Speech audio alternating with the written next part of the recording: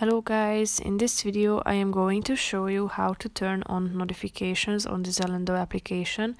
But first I just want to mention, don't forget to subscribe to my channel because at 10,000 subscribers I am going to show you my whole YouTube revenue statistics and growth strategy, how to make money online. So let's jump into it.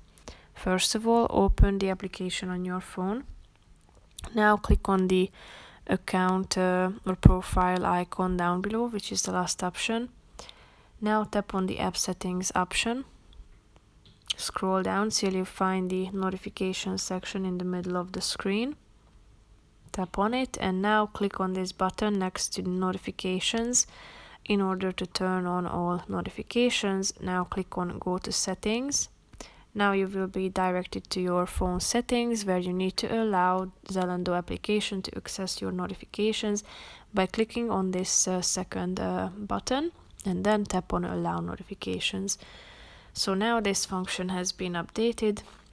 That's pretty much it for this video. I hope you found it helpful. If you did, consider subscribing and see you in the next video. Bye bye.